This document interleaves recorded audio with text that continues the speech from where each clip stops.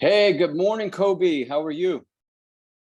I'm good, man. How you? Good, good. You got me saved on your phone. I did that a while back. Yeah, How's it been? How did you do with the hurricane? good, man. No problems here. No problems, nothing flooding or anything? No, this place is on a hill. It don't. I doubt it's ever flooded. Oh, got you. So if there was ever a time when it flooded, it would have been this time. Yeah, I mean, we had a storm a few years back that the water came up higher than this time, but it's still. A lot of my yard's 375 feet, Mm-hmm.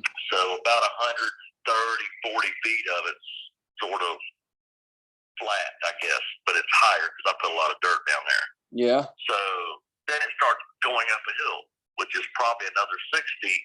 It'd have to come up at least 6, maybe 7 feet to get in the house. From there to the house on the front is one step up, but in the back, the way the yard slopes, it's like 3 steps up to get in the back to the house. So yeah, it don't even come close, man. Yeah. Well, wow. What about that dock you have in the back? Is that dock still usable? That's my neighbor's. Oh, that's your neighbor's. Okay. Okay. Yeah. This one had never had one that can. I mean, the guy, the old man that had the house, built a pond. Mm-hmm. And he put some storm drainage type holes in the bottom of the walls for tide to come in and fill the pond up, whatever. So I busted most of that wall out. There's still a few pieces of it in there. Mm-hmm. And I opened it up like that because I was like, this would be where you need your inlet. You know, if you were going to bring a boat in, the pond's plenty big enough for a big boat, you know. Yeah. But you couldn't get it in there because of that wall the old man put in there. Yeah. So anyway, that's most of these houses have these inlets in them, like, you know, where people. There was a guy back in the day when these houses were built. This guy went door to door and asked people if they wanted an inlet because back in the day, you know, this was swampland. You know, people probably couldn't get to the lane out there very good because they'd have had to have rubber boots. You know, so they had these inlets, 125, 130, 40 foot inlets dug up closer to their house. Mm-hmm. Well, that didn't do nothing but make a mess of the creek, you know what I mean? Because if they didn't protect those inlets, that stuff just washed into the creek. Mm-hmm. And so mine don't have that. This old man built a concrete wall around his pond, and there's a cypress tree in it as well. Mm-hmm. And he built a wall in the front of the it's the backyard is where the water is, but it's the front where the lane meets the yard. And then he built it about 130, 40 feet up each side, but you don't see that wall. It's ground level. I mean, you can see it if you walk over there. Gotcha. Yeah. But and he did that because he was probably funny about not wanting to. I think he probably thought with those inlets, those people dug in there, don't lose his yard to it, so he built walls in there to retain. And he did it on the property line, so that stuff's property's still good. So I'd say I probably got one of the top 3 or 4 properties on the street. I mean, as far as the work I put back there, I've taken over 10 trees out, a lot of vines and brush and nonsense that was growing back there. 30 it loads looks of dirt, nice. planted 9 palm trees. I mean, it's pretty nice. Yeah, it looks nice. I saw the pictures the realtor took that you shared with me last time. It looks really nice. What happened with that listing? I let it expire. You let it expire. Okay. How long did you have it listed? Like 3 months, I think. 3 months. Did you get any bites? Was anybody interested? Yeah, we had it under contract 48 hours, and that's what screwed me because for 70, almost the full term of the listing, this guy screwed around. It was, you know, he was borrowing hard money. He was an investor wanting to turn it into an Airbnb. He was going to add a bedroom and a bath and a deck and a dock and all this shit. And was very interested in it. He waived all his he did no contingencies. No partner approval, no financing contingency, no inspection, boom. He wanted to extend it 3 more weeks, and I said no. You know, just ridiculous, man. You should have had your shit together, buddy. You know? Mm-hmm. Yeah. But that's what screwed me because it being pending. That who wants to see a pending property? Mm. You know. Yeah. Wow. Well, Meanwhile, the market's starting to look back. You know, when I listed it, everything was golden. There was nothing. Everything was going up, fine. Market's hot as hell. mm-hmm. It's like the next day or two, the first rate hike. All of a sudden, Yeah. another rate hike. Yeah. You know, so that screwed me. Mm-hmm. You know, and I kind of got pissed off at my listing agent for not doing a little more due diligence on the guy. You know, like really, y'all didn't try to get no, you know, proof of funds or nothing from the guy. Oh, I didn't think we had to because he was in the group and he's dealt with Kyle before and all this stuff. You know, I'm like, well, it cost me. You know. Yeah. So, what are you going to wait until the market comes back up to sell, or what are your plans? No, I'm trying to sell it. I'm trying to sell it right now. I'm trying to get a $189. I posted it on Facebook Marketplace, and I've been getting hammered. I mean, every 5, 6, 7 times a day, people are, is this still available? Yes. I mean, some of them you hit yes, and then you don't ever hear from them. And other ones hit it. Well, I want to come look at it. I got the guy right now that's on his way. So I'm kind of waiting on that, kind of going through here and picking up shit. My kid came last night with his wife and his mom and dad, and he likes it, but he's got to get conventional financing. You know, when we first listed this, I listed it kind of as a cash deal only because it needs work and blah, blah, blah. Well, every deal that came along was somebody financing. He felt good about the first guy because it was hard money and he knew what he was, you know, he said he seen what he needed to see and said he didn't care. He's waiving his inspections. He wants it. Cool. Yeah. I turned down a $212,000 offer right after that. As soon as I didn't extend the thing, they put it back on the market. And another kid came up. He had like $80,000, and he still needed to finance it, but he only came up to 212. I was trying to get him to at least 215, so we fell apart there. Which I kind of wish I had taken it now, but that was right after that other one. Boom, this one came. I'm kind of like thinking that this is not going to be that hard to sell, so let me just try to get my money. You know. Yeah. So I posted it on Facebook and said, with a full price offer of $189, I will put new air conditioning in it because the air's not working. And but everybody has to get financing. Everybody so far, yeah.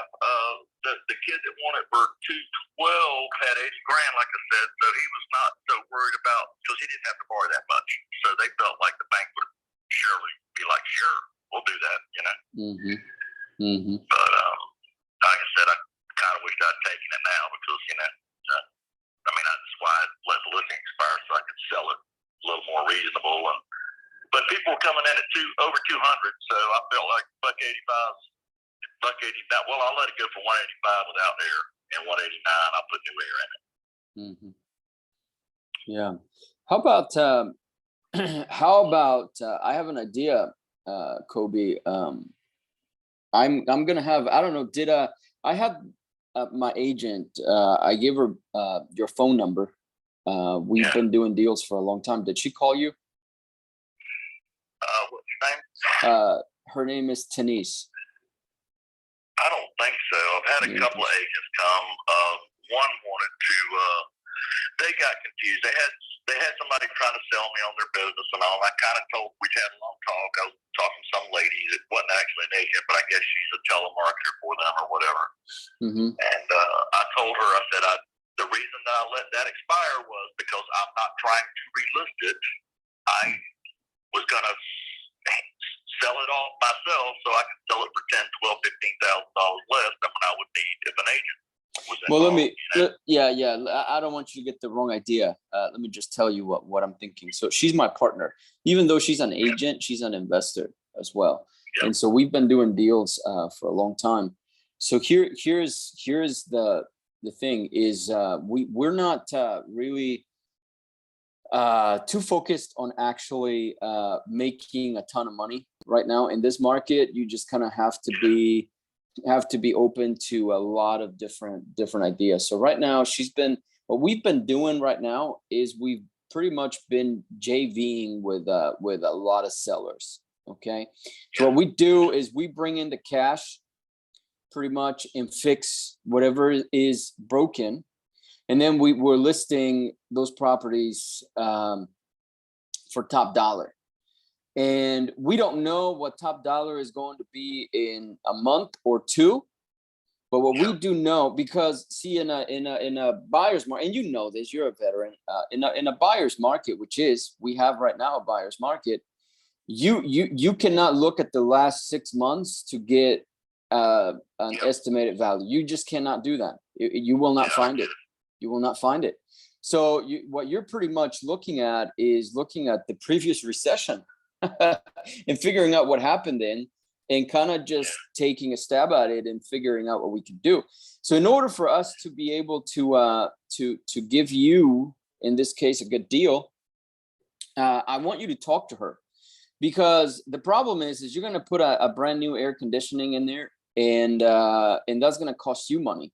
And what happens if you do that, and then the rates are going to go up 3 more times before the end of the year. There's 3 more meetings. 1 meeting still, or 2 more meetings in October, and then 1 additional meeting before the end of the year, either November or December.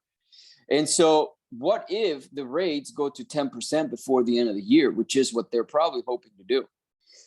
If that's the case, Kobe, I mean, we're looking, so right now it's looking already pretty bad. And you know that it's looking bad. People, and when I say it's looking bad, I don't, it's not doomsday. I'm not meaning it that way. I'm just saying it's looking bad for buyers because they don't get qualified. I mean, anybody can tell you, oh yeah, I'll give you 200,000. Let me just go and get my financing. Let me just keep applying. The bank is telling me to get this and get that. And before you know it, you're going to be just as mad at the bank as you were at the real estate agent, because they're taking their time. And meanwhile, you just put a new air conditioning and you did this and you did that. So that right there is going to become a pain for everybody. The only thing we can do right now is working with people who are pretty much cash buyers. And I don't mean cash buyers in the sense of flippers. I don't mean that. I don't mean cash buyers in the sense of landlords. I don't mean cash buyers in the sense of anyone that does real estate investing as a living. I'm not meaning cash buyers like that. I'm meaning cash buyers that they have money in the bank and they're trying to buy their next family home. But they, and there's a ton of people like that, from other states and even in Florida, of course, and that type of thing. And so you can find those people, of course.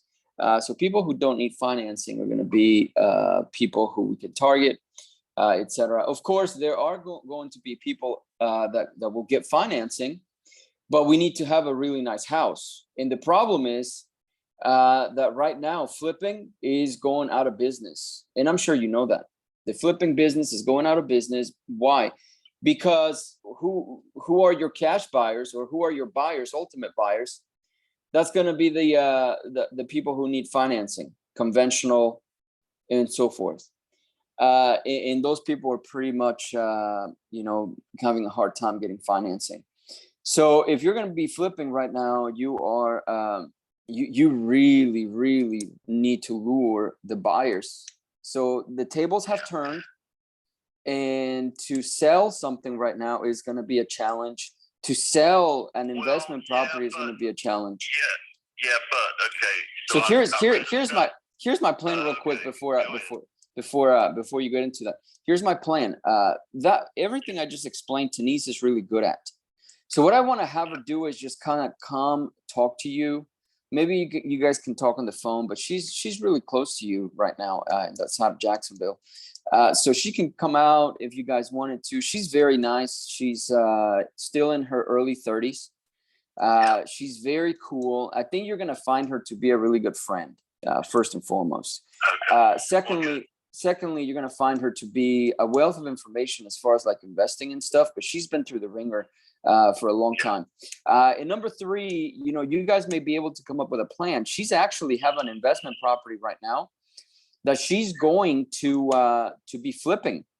And what I was thinking is, why don't you guys make money together on the flip that she has right now?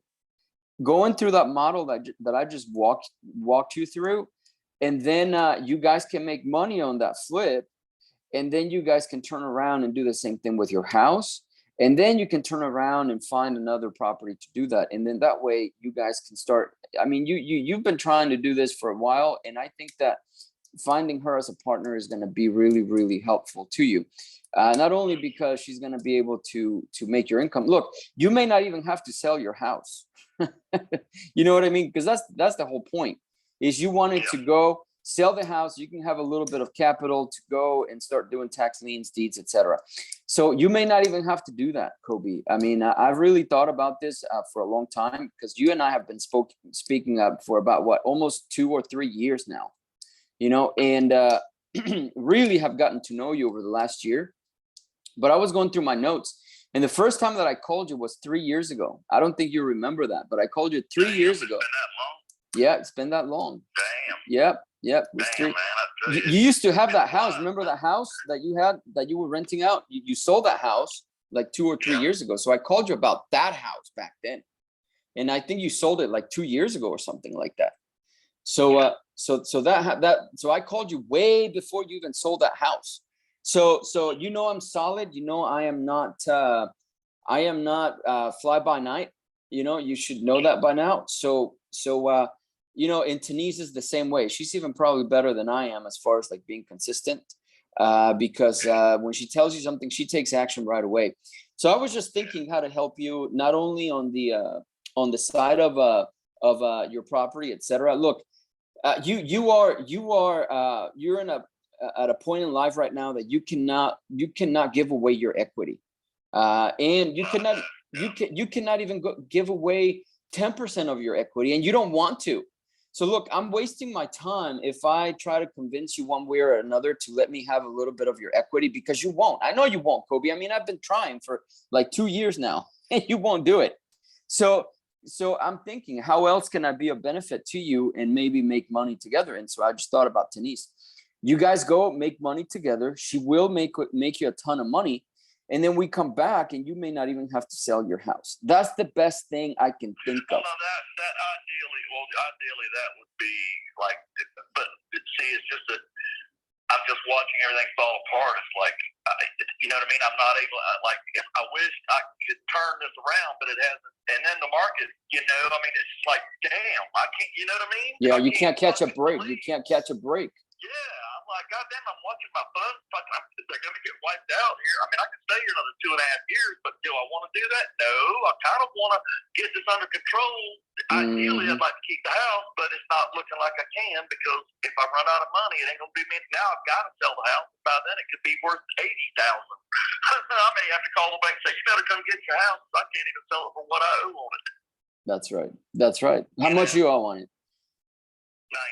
90. 90. Yep. I'll be. I was only looking at coming in close to somewhere around, if I end up with 90 grand, 85, 90 cash of my equity, along with what I've got in the bank. I'm not too bad off, but if I had sold it for 220 with under contract, I'd have been a lot better off. I'd have been $45,000 more in the bank. That's right. So, that's right. No. The point of this property here, though, is this. Look, and it makes sense to me when my real estate guy was explaining to me, because I was asking him about the market, this and that, and he's looking good. He says, no, he said, look at it like this, Kevin. He said, your house is already at a spectacular price point. He said, it's different on a $450,000 or $500,000 house. This man has dropped $50,000, $60,000 on the price. He said, your house was already at that golden spot, and he said, in other words, this hasn't fallen off the cliff. You know what I mean? I couldn't have to take $50,000 less on my house, because, damn, $200,000 is still a really kind of a good price point for this, because honestly, it is waterfront. So waterfront doesn't really suffer the same as other properties. I read a study that Zillow did in 2018. I was trying to figure out how they value. I said, because a lot of these guys I kept telling all these people that call me, I'm like, you cannot get a comp in here for one thing. I said, furthermore, you're not going to be able to comp my house with an interior house that doesn't have water behind it. It just doesn't work. The numbers are not the same. It's almost like they're neglecting, like water, big deal. Like nothing, that's whatever. You know what I mean? But realistically, they know it. They know what I'm saying. They just want to play you stupid so they can steal your house. But so according to Zillow, Jacksonville, Florida, has the highest percentage that you can add to a property because it has water back there, right? Higher than anybody. It said Jacksonville came in first. I think somewhere in Ohio came in second, and some other northern came in third. Jacksonville was 73%. In other words, you take one of those houses that comes across the street that ain't got no water with a yard a third the size that sells for $200,000, add 73% to it. Now you got the right number. Yeah. And I agree. that. I mean, and Zillow fucking did and this was for Jacksonville only now. And I read a second study that was done in Florida. Then they took 5 counties in Florida and they came up with a number that's lower than that, but that's because they evaluated it with 5 counties. And it was 46 point something and 45 point something. So it was 0.9% difference between waterfront and then what they call tributary, this is tributary waterfront. Okay, it's no big deal. It is what it is. So I was surprised at that, saying that even tributary is told, but it was anyways 48, 47, 6, whatever it was, something like that. But the Zillow thing was for Jacksonville, Florida only, and it was 73. They said the reason it's so much higher, people are willing to pay that premium over an interior house because interior homes were priced so low anyway. You know what I mean? Yeah. So it made sense when I read that, because Jacksonville does have still has, that's why this market was so hot. Real estate here was just cheaper anywhere else than any other part of Florida, Yeah, and I get it. Listen, I understand the logic because it is true. Waterfront property is more desirable. And in my opinion, Jacksonville, Florida is the best market, in my opinion, in all of Florida, because of the people, it's such a big geographical area. It's spread out. You can still have big, like a country feel in the whole city, and so that is what's very appealing to everybody, because you can have big backyards and all, like you do. You have a big old backyard, and then the neighbor across the river on the other side of the river there, it has a big backyard. So when you look out your window in the back, you really don't see houses across the river there. So exactly. Across the creek. Right. That's a 5-acre lot across the way, and 2 point something or 3 acres of that is wetlands. You can't do nothing with it. Can't build a dock, nothing. So you can't even see the house back here. So it does feel kind of like being in the woods somewhere on a creek, because you don't see houses looking out the back. That's right. No, it's very appealing. Very appealing. It's very unique because there's not a lot of this kind of stuff out there. I just think, I've lived here my whole life, and when I seen it, I was like, I swear to God, I'm knocking the guy's door. I said, how much you want? He said, $99.9. I said, I don't care what your house looks like. I said, I'll take it. Take it. Came back the next day with a contract. So that's how much you bought it for? $99.9. Yeah. So let me ask you this: you said earlier that you're gonna probably have to sell it for $180 or something. I've got it at 189, and I was going to put air in it for somebody because I was trying to keep people from, because when you price something, how people always want to get you, so they try to make an offer for $15,000 less. I figured if I can get somebody to stay at that offer, which is something like after a $220,000 contract, 89 should sound pretty good to somebody. Then I would put new air in it. That'll keep them from going. And I'll give you 185. Okay, well now that ain't gonna get you air though. I'll take 185, but you ain't getting no air with it, buddy. Let me propose something for you as well. What you said last time that we talked, you said that you want to sell, and then you're gonna go live with a friend of yours, and then from there you're gonna start investing some of the money, etc. Correct? Well, I was trying to, and I was just following a damn taxi today, and this is what told me again that I've got to be in the right place, because let me tell you what, in Alachua County. Where's that? Where's that? Where's Alachua? In between Hawthorne and Gainesville. Okay, yeah. There was a lot there that was 2 acres. Totally wooded. It had a road frontage, but it was totally wooded, and it's very rural because I backed out on the map and looked down, and it was just a lot of land, undeveloped land. That's something they sold for $65,000. I'm like, seriously?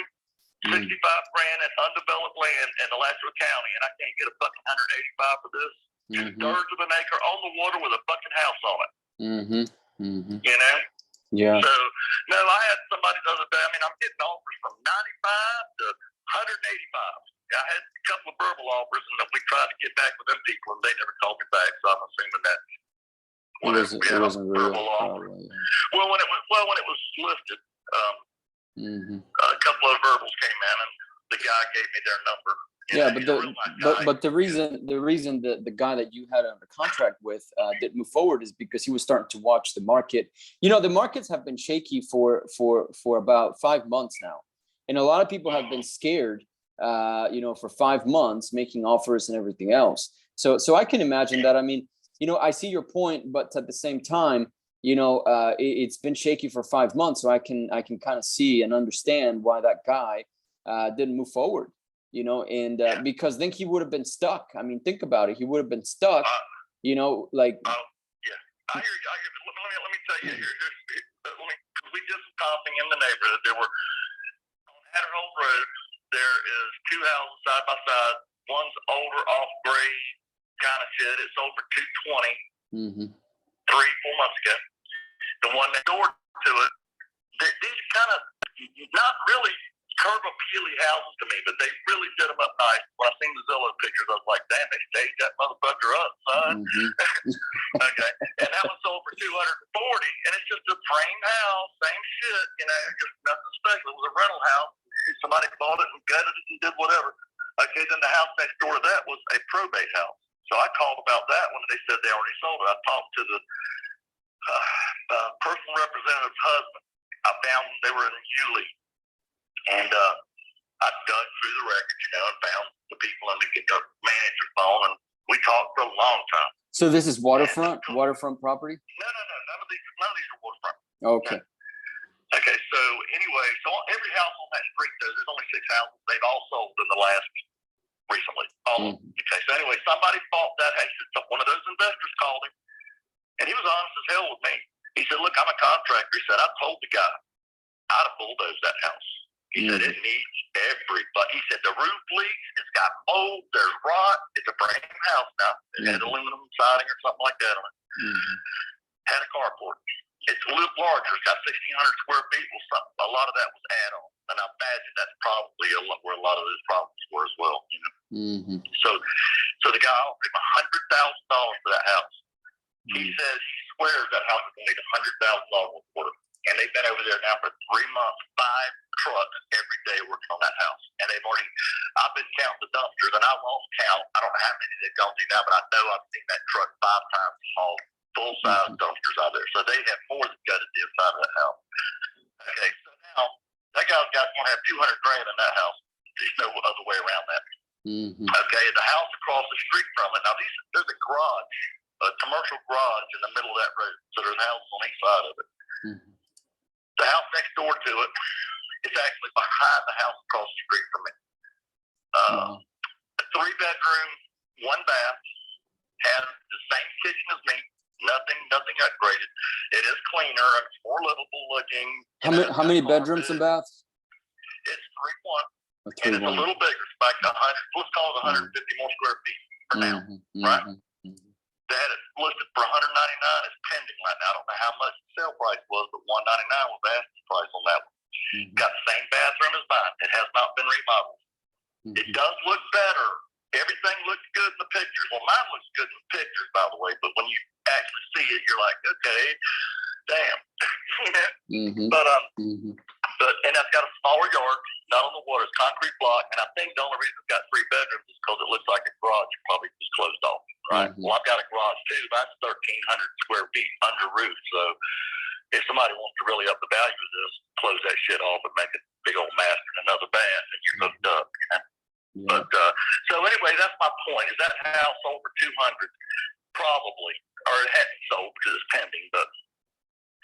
Somebody still put that under contract, and it didn't have a kitchen, and it didn't have any bathroom. It it has carpet and good paint. Okay. No, I understand completely. I agree. I agree. So here is my question to you. What is your plan? Because we can make things work here, but I was asking you earlier. So are you still planning on selling it and then using whatever you can get in your pocket out of it to invest? Is that the plan? Or? Well, that was what I was going for, yeah. But I mean, there's nothing's come forward. Nothing's like I'm not getting out there and doing my tax deed thing because the cash is kind of like running out, you know. And it's like I'm not going to take my full what I got in the bank and invest. I'm just not going to do it. I'm not that stupid. I'm going to keep cushion money. You know, I'm going to keep half of my money for cushion. To keep my lights on and for gas and food and insurance, all the shit that I have to do. That's right. Okay, well that limits me severely into what I can buy. So when I'm doing my research, I'll look at something. I might as well pass on that one because that's going to go for 90. You know, boom, I find one. I'm like, well, that might go in my range, so I'll research that one. And you know, well, I haven't done anything because I'm a little nervous. I'm kind of like, damn, do I want to do this? Because I may have to move in that motherfucker. You know.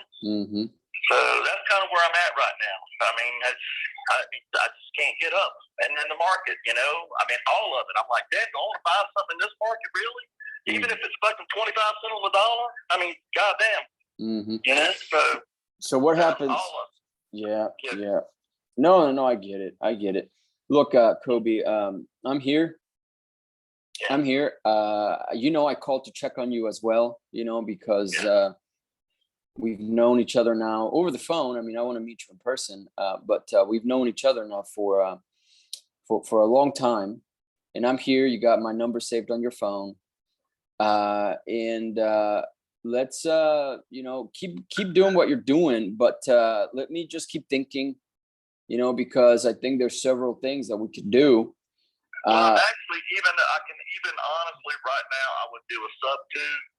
But I'm not sure if I'd want to go. You know, I'm not going to want to make any deals on. You know what I'm saying? I mean, I've had some sub 2 offers, and they were full price offers, but they wanted to give me some cash, take over the financing, and me finance like $40,000, $50,000. I told them I can't do it. It defeats the whole reason I'm selling my house is to try to collect my equity out now in hand cash.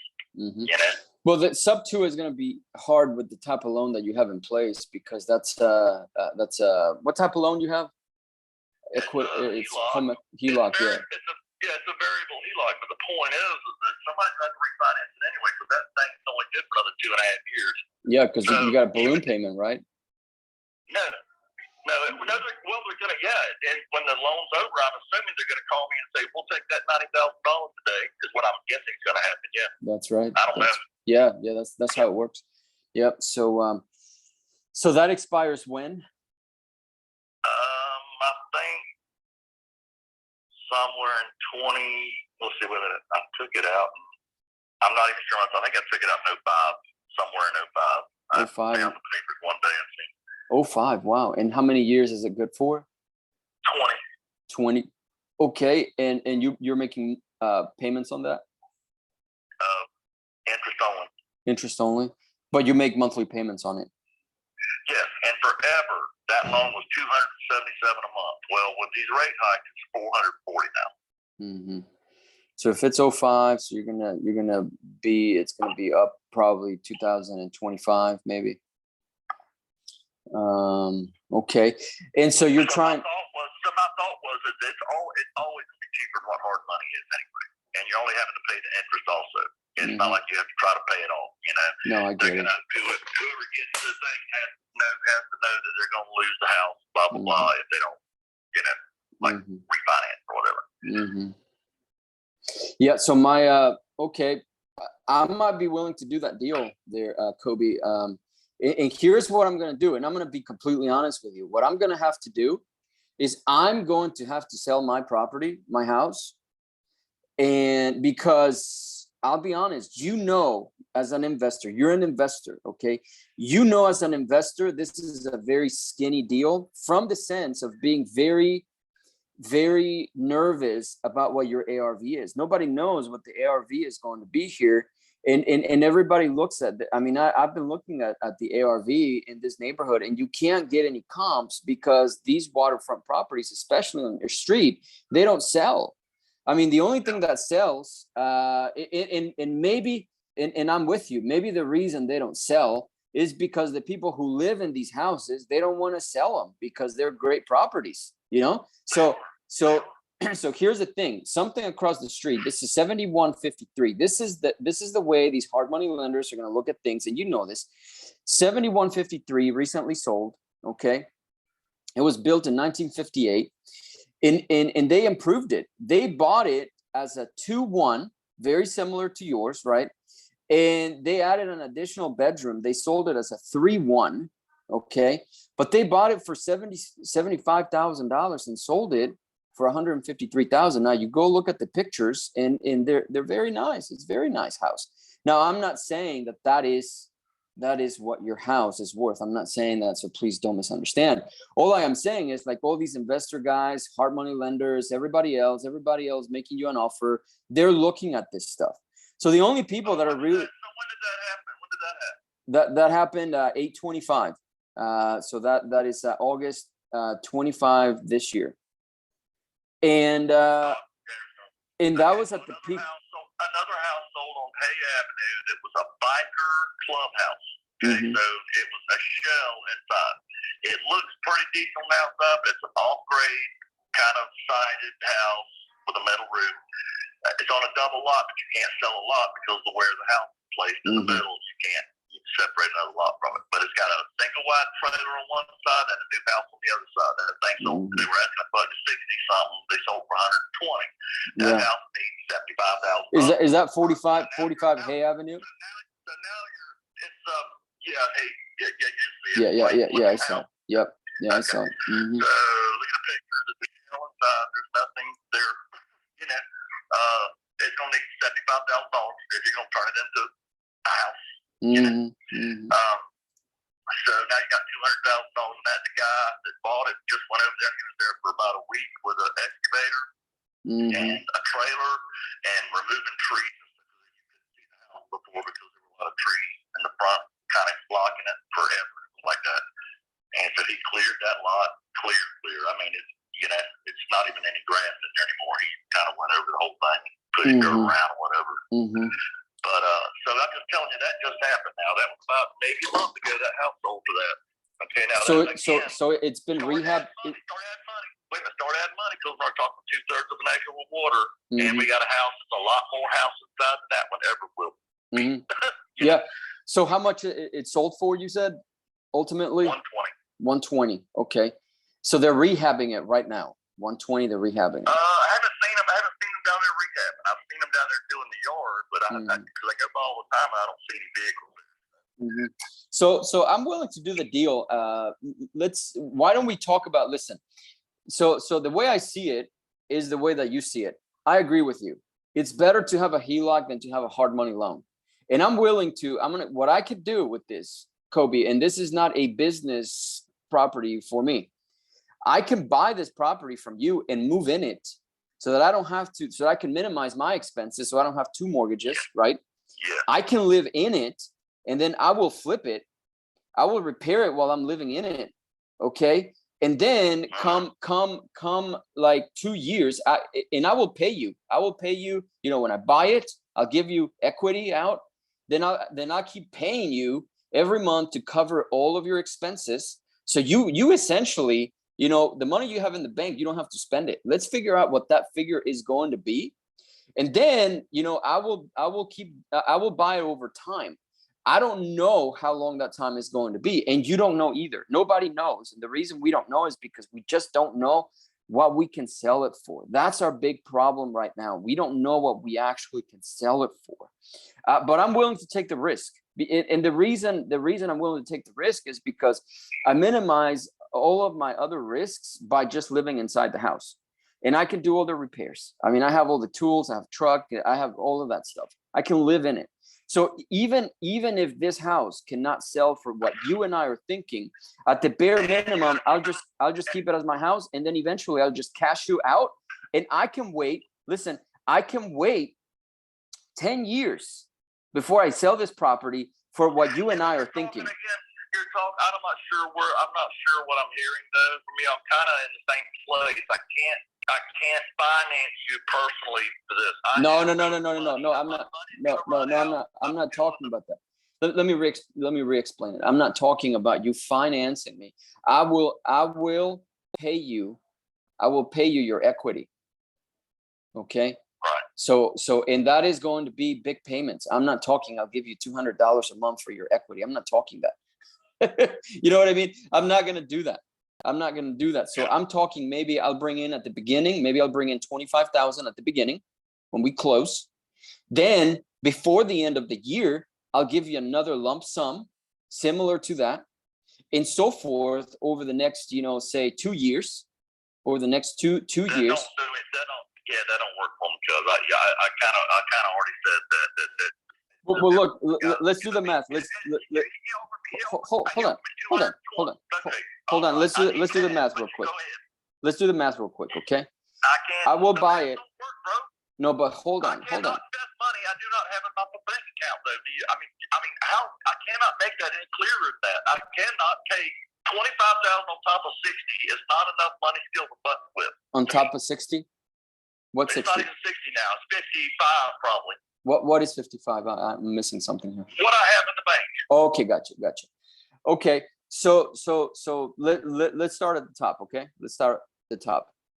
You said that you might be able to sell it for 180 cash to somebody, right? So that gives you you owe 90 on it, right? I owe another 6,000, maybe by the end of the year, probably $7,000 in back taxes too. So I've got to pay 1 year of taxes back now before I end up tax deed myself. Yep. Oh man. Oh, we gotta go fast on that. Okay, so we're talking 100,000. That to make everything current, right? So you owe 100,000 taxes plus the mortgage. No, I owe 90,000 to the bank. Okay, 90,000 some change, 90,200 maybe 100, whatever. But before the end of the year, how much is that going to be? 92, 93? No, I pay them interest every month, so I'm keeping my loan exactly what I borrowed from them. I borrowed 89,900. I owe 90,000. Yeah. Okay, so 90,000. So let's just leave it at 90,000. Okay, let's just call it 90 plus property taxes, 92,000. Let's just say altogether 93. Okay, let's just do that. A fair 93. So you said that you would sell for 180 cash. If somebody came to you right now, you would, with 180, you would do it, correct? Yeah, I turned down this week. I turned down 170. So 170. I turned it down. Yeah. But 180, you're good with. Okay, so 180. So that leaves your equity at about, can we say 85? Can we say 85 is what you probably want to walk away with in your pocket, right? Yes, that leaves me about $140 to my name. Yep. Okay. So about $140. Okay, got it. So 80,000. So that's really what we're talking about. We're talking about 80,000. And how can we? So if I gave you 80,000 cash right now, you would call it a deal. However, what if I gave you, let's say 40 right now, okay, 40 right now, and then the remaining 40, you give me some time to go and get the remaining 40. And then on top of it, for doing that, I'll give you an additional 20. So we call it 100. Instead of you walking away with 80, you walk away with 40 in your pocket plus 60 owed, which makes it 100, right?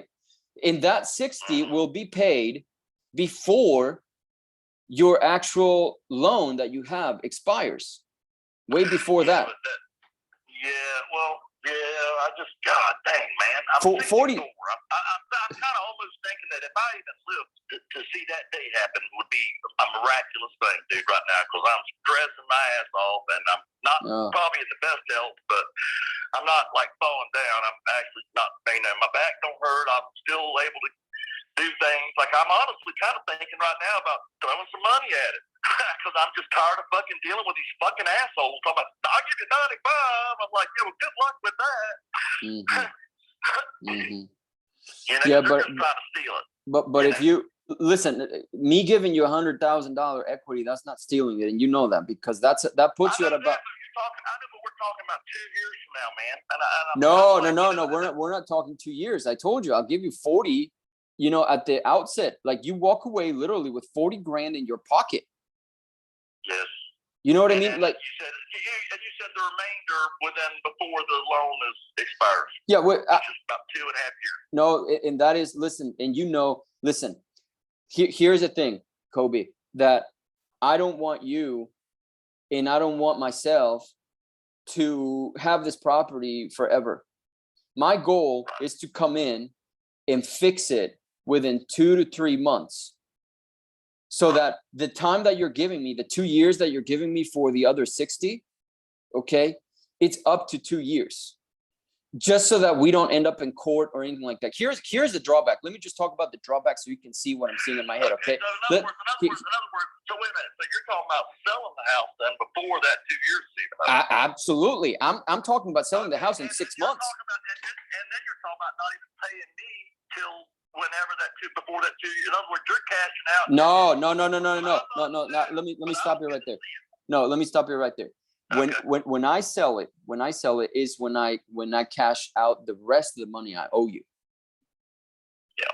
You understand? So no, because my goal is to, like I said, I'm going to live in the property. My equity is what I don't have to spend on my other house. So, you know, to me, it works out just about the same. I will maybe make 15, 20,000 profit on that house. But you're cashing out the majority of what you have into it, as far as your equity is concerned. I'll tell you this much right now. If Trump goes back in office, you can believe the market will come right back. Guaranteed. It may take about a year, but he will get the market to come right back within at least a year. Well, take that to the bank. Well, I can't take it to the bank right now because we don't know if he's even going to be back in office. I know, but I'm just saying, after about a year and a half after Trump got in office, when the market came back to it. Mm-hmm. But you see what I'm saying. My intention, you see my intention is to make draws. Let's say it takes me 2 years. Well, I'm not waiting between the 40 that I gave you at the beginning and waiting 2 years to make another big payment to you, 10, 20. So now you got 60 1 year in. And let's just say the property is still sitting there. And let's just say that I have to wait until literally Trump is back in office or somebody who's going to restore the economy. We don't know if it's going to take 5, 6, 7, 10 years. We don't know that. So then that means that I have to hold I have to hold this property a lot longer just to let it go to 250, maybe 300,000. But in the meantime, you're already cashed out, and it will take me about 2 years to cash you out. Now, if I sell the property, that allows me to cash you out in like a year or less. But if I don't, if the market goes down even further, you're out and you already got. Listen, the worst thing that can happen here. So that's one way we can do it. The second way we can do it is I can just improve it. Okay, I live in it for 3 months to improve it and stuff like that. And then we both make money when I sell it. But let's just say that the market tumbles even further. What's the worst thing that can happen? You can get your house back, but now it's improved. Now I put all the money in it, and that's no risk to you. Now all you have to do is list it and sell it. I couldn't sell it for whatever reason, but the worst thing that can happen in this deal is I put the money in it to fix it. All the floorboards and stuff like that, all the floors that I was looking at, your bathroom, you know, that bathroom those tiles need to come down, and you need to modernize that bathroom. You know, all of that I'm going to do. I know how to do all that stuff.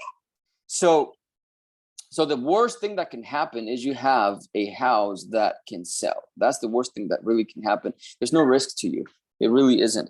But like I said, you are an investor. It's got a bonus room, by the way, that just needs a closet, and it's a 3rd bedroom. Okay, and I've already run the air out there too, and it's not done. It's not like a drop in it, but the air is run all the way to the garage. So if you want to close the garage in and the spare room right there, you add another, I don't know what, but it's 13,000 or 1,300 square feet if you close all that space. Well, let's do this. Bedroom, too bad. And now all of a sudden, now you're talking, I think, about $60,000 more per square footage if you go by that. You know, in other words, like, yeah. No, we could do that. We could do that, and I could do that. That's easy for me to do. I've done plenty of properties like that we added stuff. That could honestly be a mother-in-law suite type of deal back there also, because it's the way it's designed, the house is designed, that is completely like you wouldn't even hear somebody out there playing loud music in this part of the house. Now, let me ask you this real quick, Kobe. I think this is going to be the best scenario here.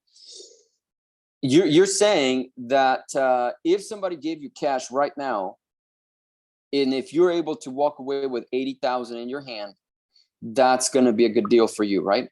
Like after everything is closed. I was closer. Yeah, I was closer. I was thinking closer to 85 though. Okay. After paying the taxes and everything.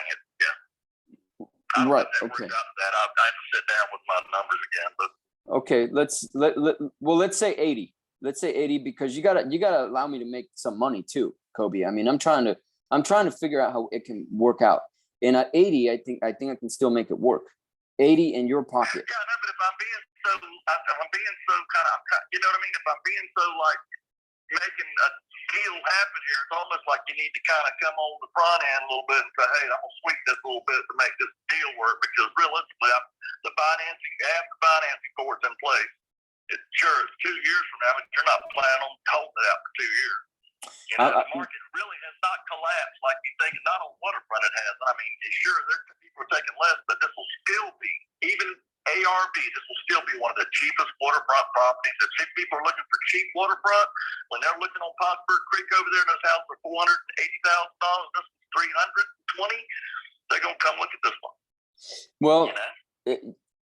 As I said, we don't know, and I'm not talking about the market collapsing. That's not my expertise. I don't know if the market is going to collapse or not. I just don't know that. What I do know is that right now in Jacksonville, and you talked about how let me just run some numbers here in Jacksonville, but you talked about how Jacksonville is by Zillow considered a very strong market, right? That's what you were saying earlier. Well, it was okay. Well, that was 2018, so that was the market coming back when they did that report. Okay, so honestly, the market has gone up what 100% since 18, like 25% a year or something. You know, so it's a hotter market than it was when I bought the house, actually. You know, so sure, let's say that it's fallen off some. It ain't taking a nosedive and it's worth $70,000-$80,000. And we're purely right now talking about speculation. That's all it is. So what we have to do is take the best guess. But I just pulled up, and you can do this. This is the September 2022 market review report. And you can go NEFAR, you can type on Google NEFAR market stats, and you will get this is the September 2022. And let me just kind of read you some of the things here.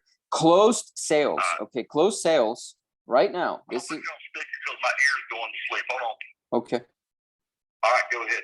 Okay, so right now, the closed sales in Jacksonville, in NEFAR, you know, so the North Florida Association of Realtors is reporting that in August, there was a decrease in closed sales by 24.3%. That's in August. Now the change from August to September, we're in October now. Now you add an additional 10%. Closed sales even declined even further in September, and it's now at 34.2%. That was a whole 10% less closed transactions. So that's one thing. So we can safely assume that that's probably going to continue into November and December. We don't know what January is going to do. So that is just September. Okay. Here's one thing you're not taking into consideration. Well, hold on. Let me just tell you that. Let me just tell you what I'm looking at as a buyer. Okay, as a buyer. I know, but I'm talking about a market as hot as it was. When you're talking about that 30%, now it's probably about a normal market right now. To be honest with you, you following what I'm saying? I am following what you're saying. Okay. Yep, for sure. It was so hot. No inventory, all these things. I get that, but right now the market's probably just in it. You know what I mean? It's not like falling off the charts. It's just not going up like a rocket. You know? Well, that may be true, but here's the problem with that thinking. The problem with that thinking is when I go to sell it,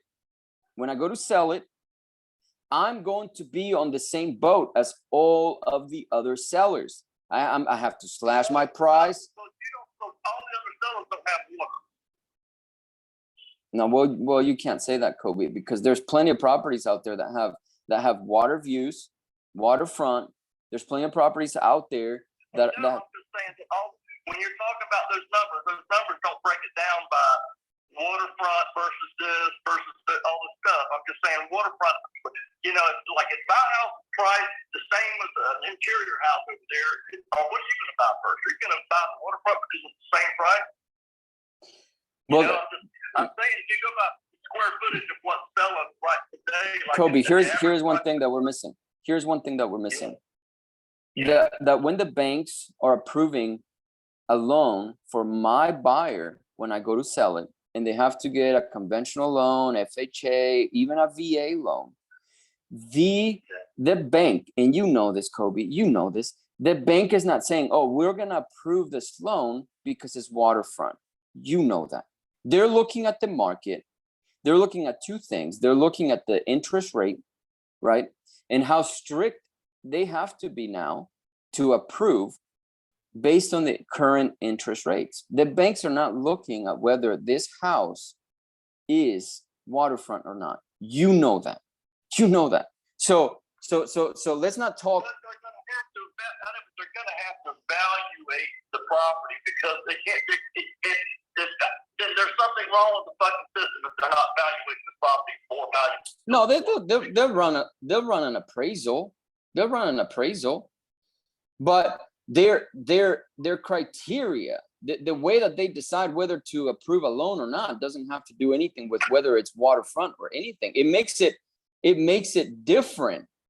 It makes it different only in your eyes, but in their eyes, it's not different. In their eyes, they're like, okay, what's the risk according to what the market is doing?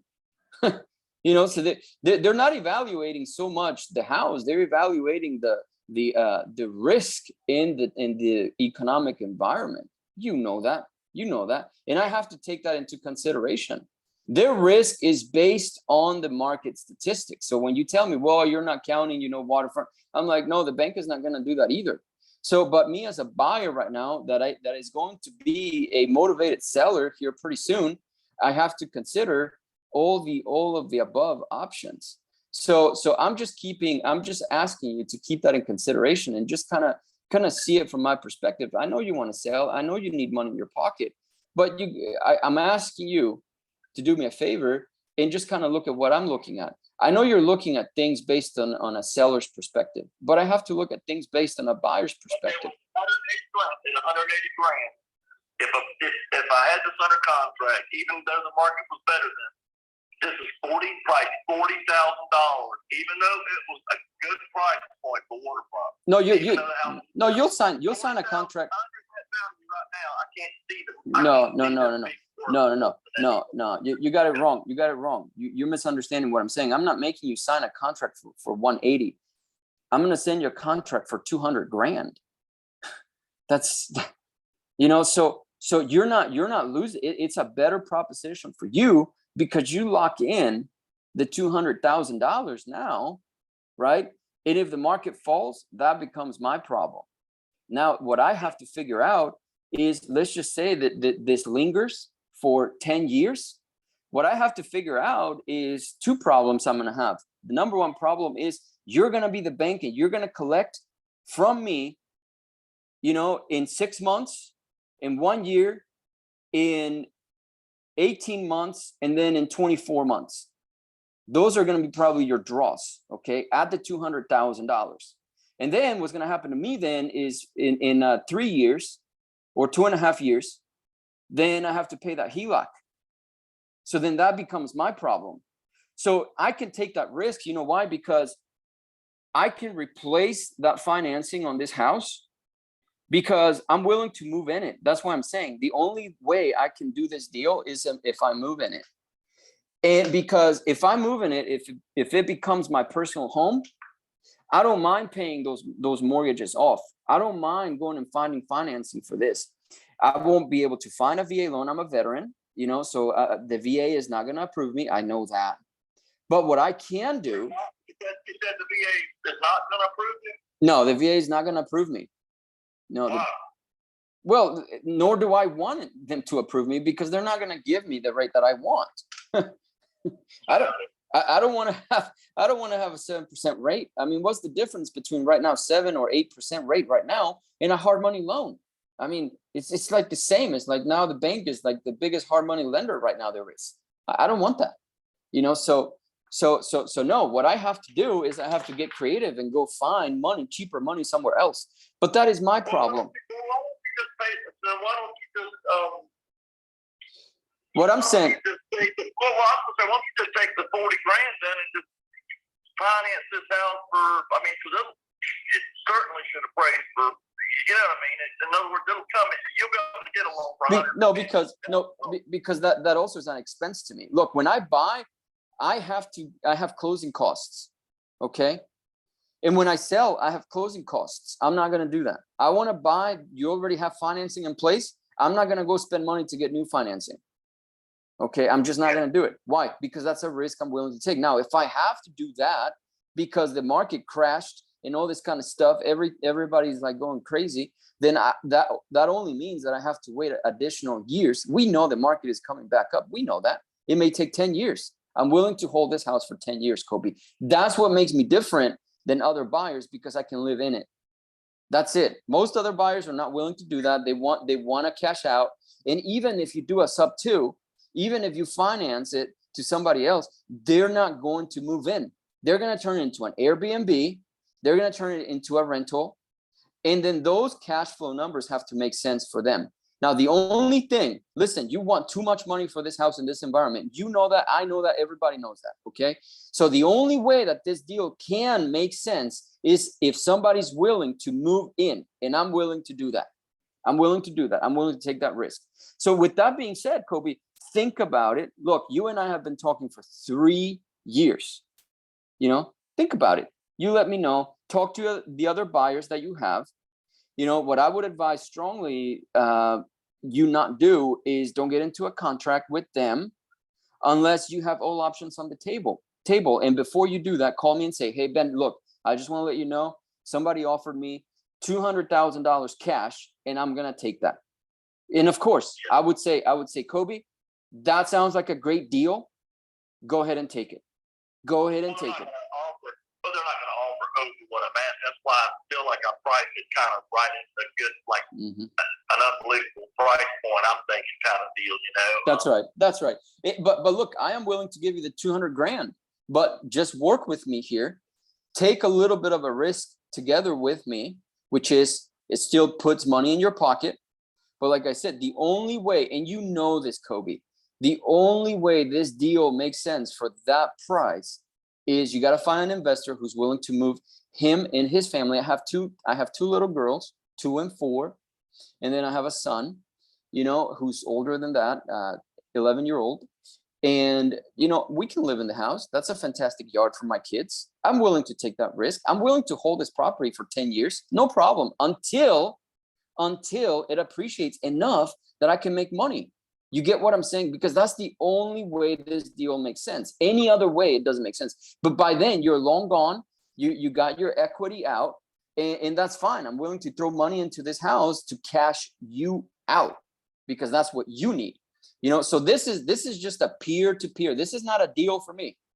I can easily pass on this deal because, like I said, I showed you those comps. I showed you the market statistics. Only to illustrate one thing. That's what everybody else is going to look at. Now, that's what I'm looking at too. But in addition to that, I'm willing to take a risk with you by me living in the house. That's it. In the meantime, I know I have some time for it to appreciate.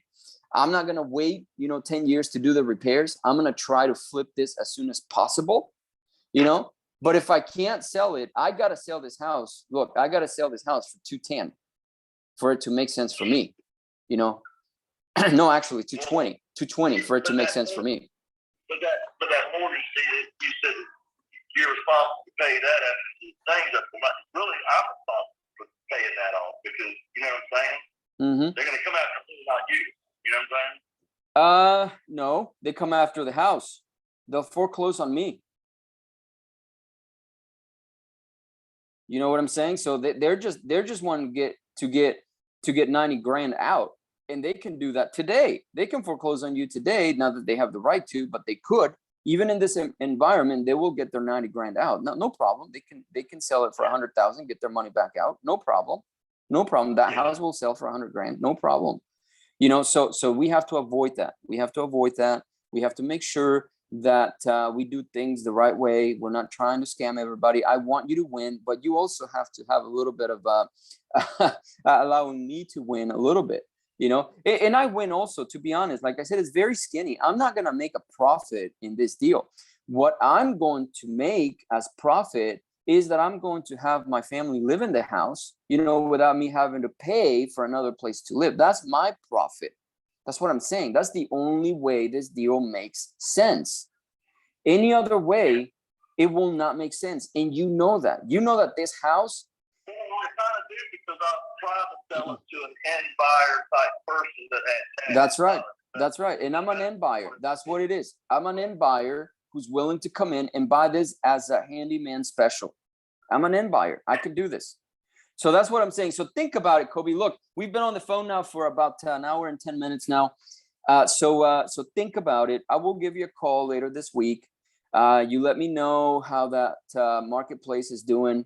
And like I said, if you can find an investor who can make this work in another way, by all means, go ahead and move forward. I have no problem doing that. I have other properties that I'm looking at. But right now in this environment, I also have to do things creative, like what I explained to you, because I know it's a tough market right now for a lot of sellers, you know. So and that's the reality. Look, you know me, and you've known me long enough to know that I'm not going to lie to you. You know, the first time that you and I spoke, you told me, you said, you know what, I know you won't call back because plenty of people call me and they never call back. And that was 3 years ago, Kobe. And I always call you. You told me, you know, what you were going through personally back then. I said, you know what, you found a friend in me. And I think that after 3 years of me coming back to you, that you know that I can keep my word. Okay, I hope you know that. So so with that being said, let's continue the conversation. You know, I'll call you, let's say by the end of the week, see what you found out, see what you want to do. And if you want to move forward and let me be your end buyer, I'd be more than happy to do that. Okay, well, I mean, yeah, I'll run it through my head and see. Mm-hmm. I've never done a sub to the first place. I don't really know all. Oh, okay. Anyway, so. No, sub 2 is fantastic. Let me just tell you, I did this for a pastor. I had a guy from you know, Pace Morby, right? Yeah. Mm-hmm. Okay, so I signed up for one of his things that's up, right? They asked for the phone number. So one of his guys finally called me last night, and I hate those kind of sales people. They really try to make you look stupid because you're not taking that offer of giving them $11,800 to change your life and all this shit. You know what I'm saying? Mm-hmm. He went to offer about an hour of that shit. You know, I said, dude, I've got knowledge right now that's like tons of knowledge. I can buy a house in 5 different ways right now, and I'm not doing it. So all I do is I'm gonna spend $11,800 and have a little more knowledge. But if I still don't do anything with it, I just blew $10,000, $11,000, $12,000 of my fucking money again. You know. Mm-hmm. Anyway, it went on and on and on, and like I said, he started making me feel like I'm a dumbass for not taking it and all this shit. You know, telling me all these stories. Some nurse got divorced, had kids, and didn't have any money, and she did this, and she's now trouble-free, all this stuff, you know, I'm like, whatever, dude, you know, I mean, I was over it already, but but that's because I don't know what I don't know. I mean, I know it's just more stuff I can learn, but I knew enough about it to say, well, hey, I know tax deeds, I know how to buy pre-foreclosures, I know how to buy pre-probate, all this kind of shit, and I'm not utilizing any of that.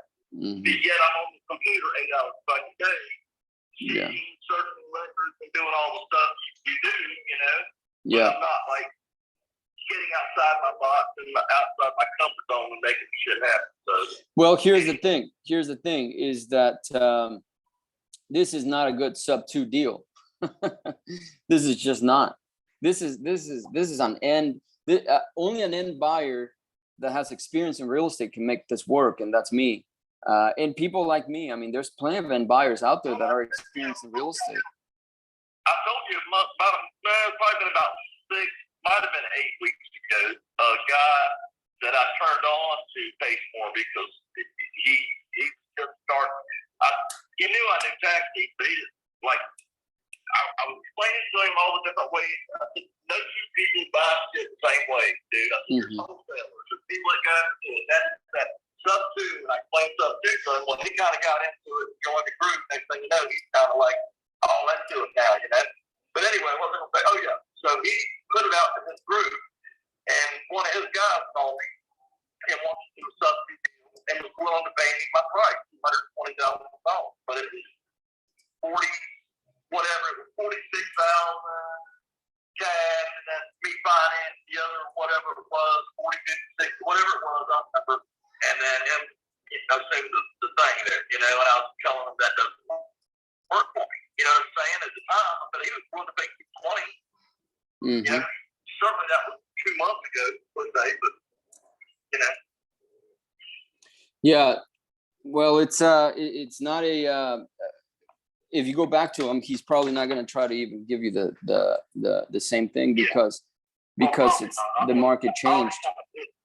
Well, yeah, I know, but I kind of blew him off saying that the same scenario. It wasn't doing me any good. I tell everybody my scenario is I'm trying to get my equity out so I can use that money to reinvest it into real estate.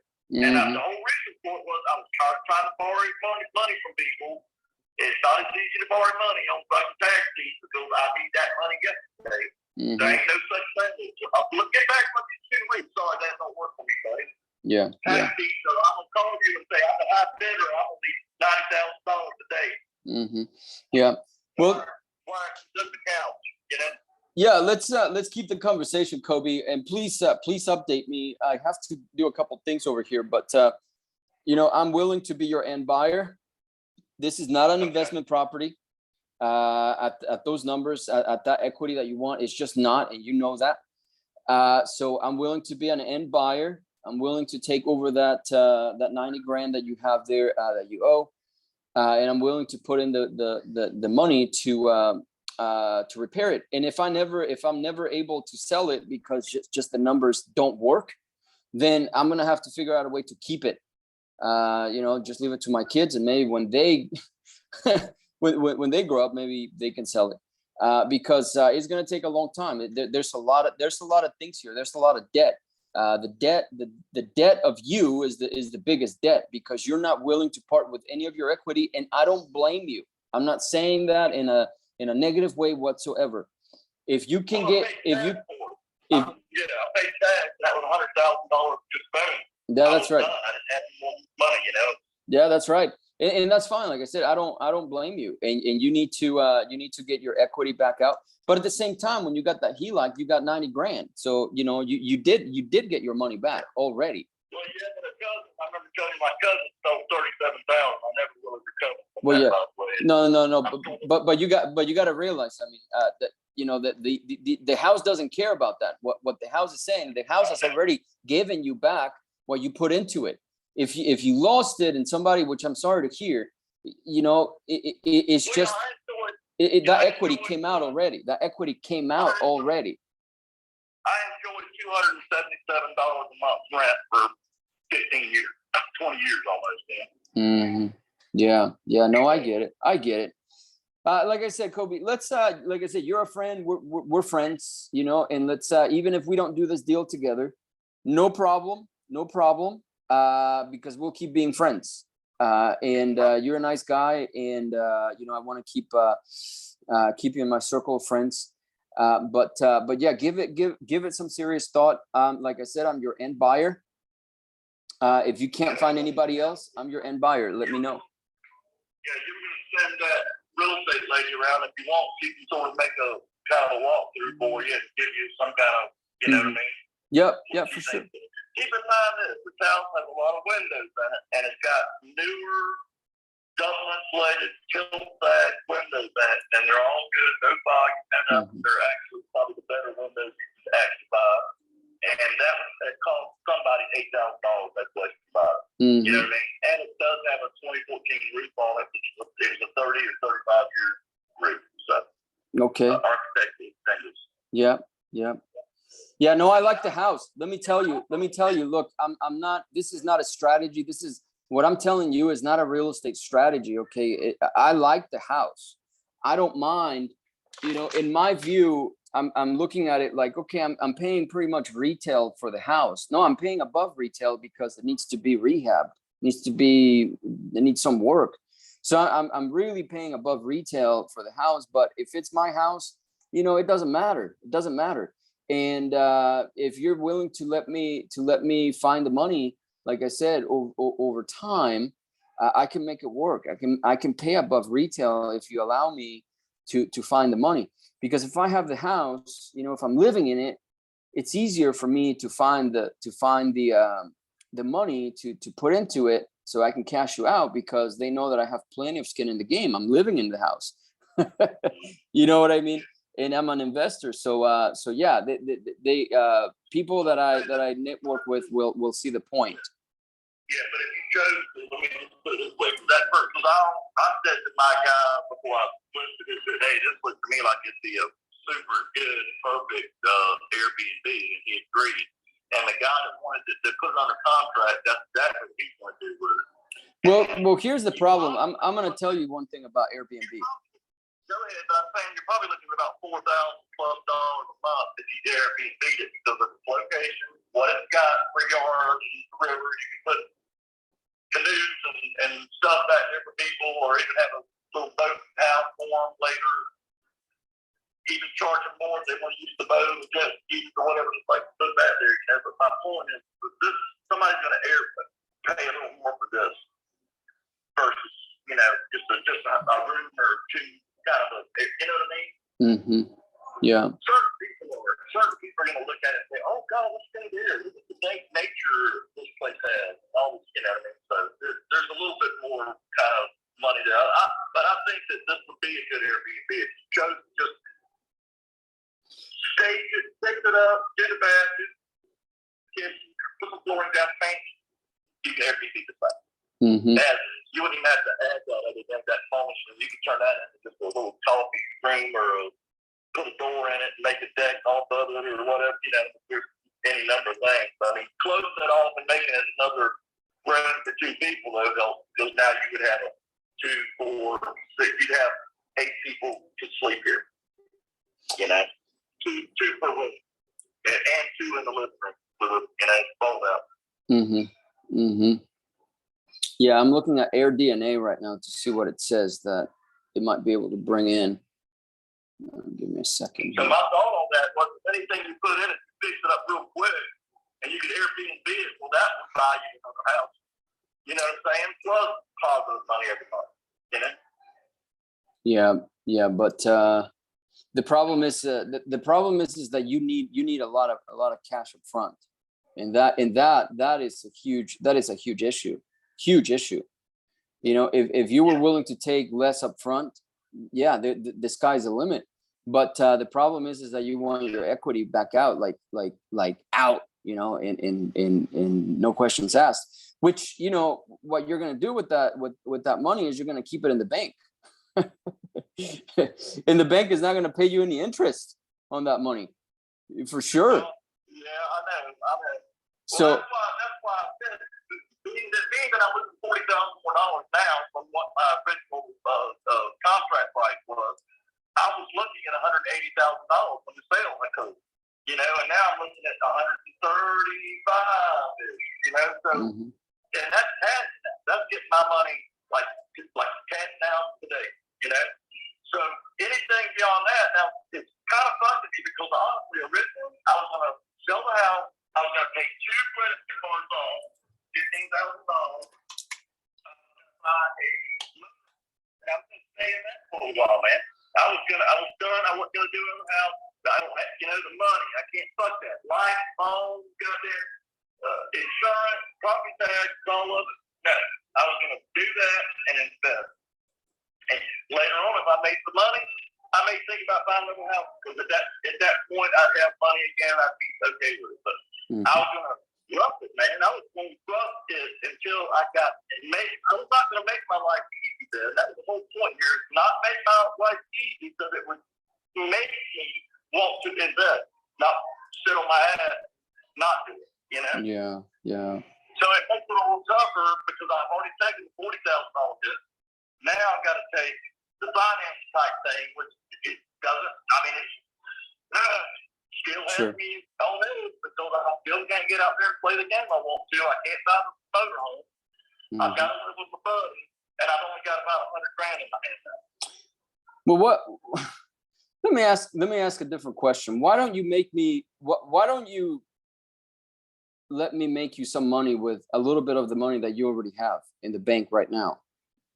Like, you could do, I don't know, you could do a small amount. I mean, you say you have 50 something in the bank. Invest 10% of that with me. It's just not going to return. Like, it's not. You got to keep in mind. Okay, look, I have $25,000 credit card. I'm still making house payments. I'm still making insurance payments and property tax and life. Yeah, but what I'm saying, if you gave me 10, if you gave me 10, let's just say 10, I can double that 10 in 2 months. The house is going to take you just as long to sell, maybe 3 months.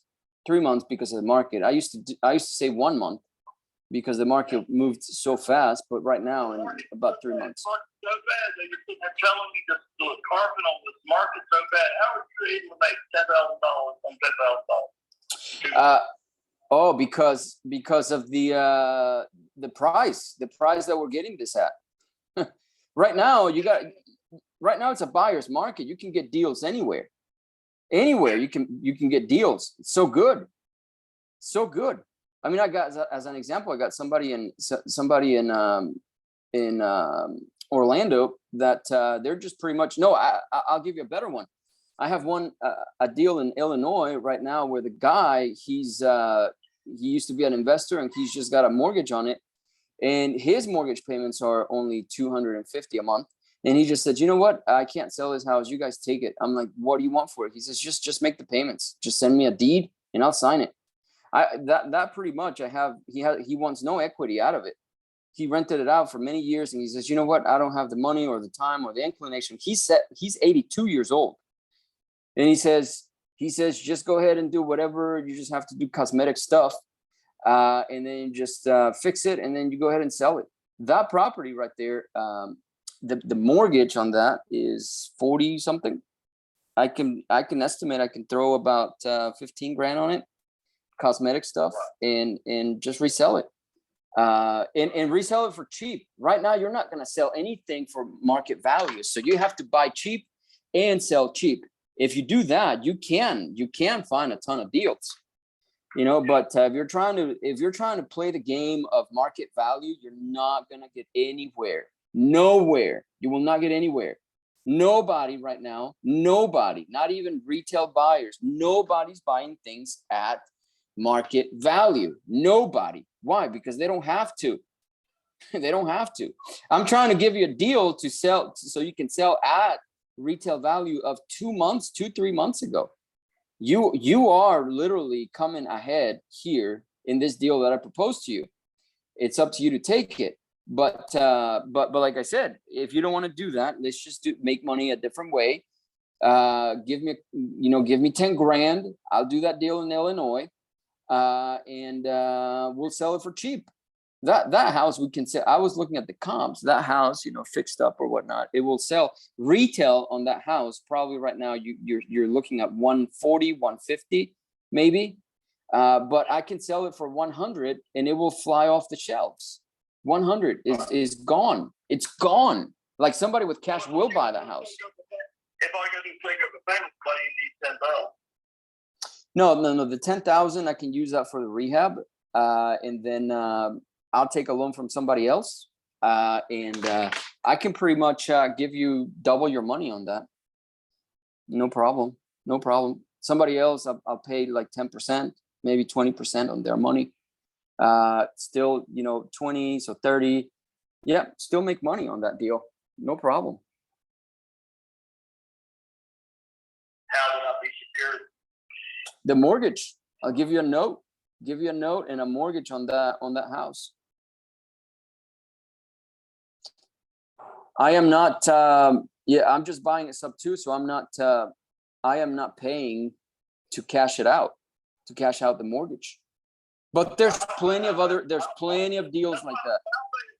When I say I'm greened all that, Jeff, what I'm saying, I don't know how that would even work. You're buying it sub 2, so it's not really yours until that fucking mortgage is paid anyway. You're getting a what do you call it? You're getting a deed of trust or some kind of shit from the guy, I guess, No. We get a deed. We just leave the financing in place. So it will be in my name. I'll be the owner. It's just the only thing that's different is the mortgage stays in his name until we actually sell it to an end buyer that will cash everybody out. That's what I'm saying. It's like if you see me do this, with like in action, that we can do the same thing with your house. But anyway, I gotta run, Kobe. Those are just a few ideas. I'm not trying to sell you on anything. I'm not trying to get you to buy on anything. I'm not trying to close you on anything. Those are just a few ideas for you to kind of just think about. And then once you thought about it, let me know when you're ready to see if you want to move forward with something. And if you don't want to move forward, let me know. Let me know as well. So I'm not waiting around. Yeah. Well, I mean, in the meantime, though, I mean, I'm taking it all in. I'll probably have questions over the next few days. I can maybe kind of, think about and stuff anyway. Mm-hmm. But if you can still maybe find a buyer that's willing to like cash me out, that's even better. I mean, I can, I would feel a little better trying to invest $10,000 or $20,000 if I've got my money in hand than I would. You know what I mean? I mean, kind of to me, I'm broke. I mean, I'm straight up broke. Mm-hmm. Because I've had $100,000 in the bank, and that ain't. I didn't do shit with it, and now it's down to 50 something. So. Mm-hmm. Yeah. To me, I'm broke as I can be. I mean, so it's not as easy for me to want to say, sure, here's $10,000, because now I'm just going to be more of a nervous wreck. Yeah. You know what I mean? Yeah. No, I get it. I'll keep thinking, Kobe. This was a great conversation. Let's connect. Let me know. Okay. All right. You got it. Thank you, Kobe. Have a good one. All right. Bye-bye. I'm glad you guys stuck to the end, but I think we almost got him. I think he almost realizes that we went through every option and we went through everything, and you just have to take your time with them, etc. So I appreciate you guys being here. I welcomed you kind of with signs, hand signs at the beginning, but I wanted you guys to listen to that call and stuff like that. So don't forget to like, subscribe, and comment on this video as you go through what we have been doing or talking about during the call. So anyway, thank you guys for tuning in. We'll leave it at that with this one. I'm going to go ahead and take a little break. Then I'm going to come back and record another video that you guys will see later on. Thank you. Have a good one. And thank you for being here.